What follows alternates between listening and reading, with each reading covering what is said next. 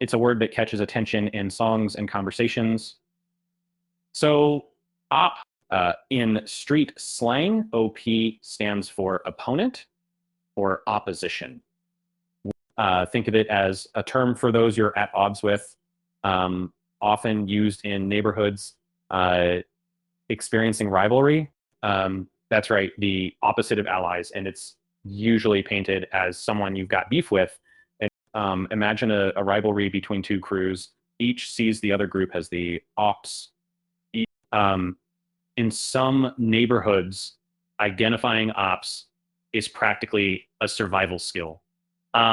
But how did op even make it to the mainstream? Blame it on hip hop and drill music. Artists have popularized the term, weaving it into lyrics that narrate real life street conflicts. You've likely heard tracks that mention ops lurking or op block, painting a vivid picture of the tension. But sure, it's provocative, but it resonates deeply in communities where rivalries are part of the day-to-day experience. However, using op isn't just limited to music, but social media has catapulted it into global slang, and you'll see it splashed across tweets and captions, often by people who don't mean. To some, it's a casual way of describing anyone with whom there's a slight disagreement. But misusing it can cause raised eyebrows in communities where the term carries weight. While it's now trendy, the term has tangible roots in social realities where trust is a luxury. Imagine growing up in an area where safety relies on knowing who's got your back and who doesn't. The stakes are high, and knowing your ops can literally be a life and death matter. So the term embodies more than just opposition, right? It's about vigilance, right? There's a distressing undertone to op, hinting at divisions that disrupt lives.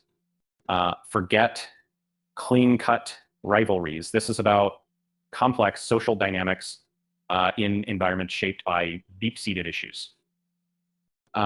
Distrust is the norm, and sometimes identifying an op means understanding who's a threat to you and your circle.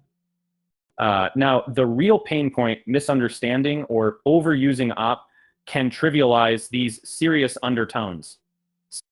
When you throw op around lightly, it can dilute the significance it holds for those living amid real conflicts.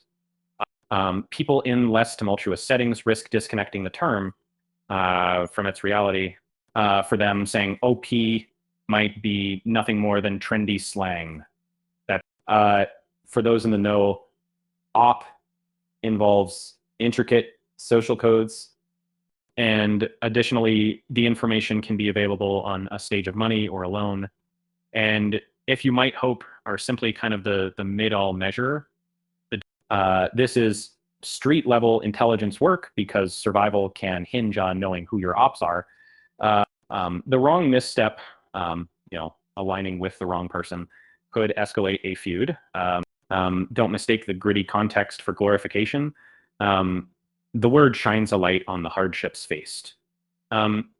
It's about awareness, navigating risk-filled territories where one's safety often hinges on street-smart strategies.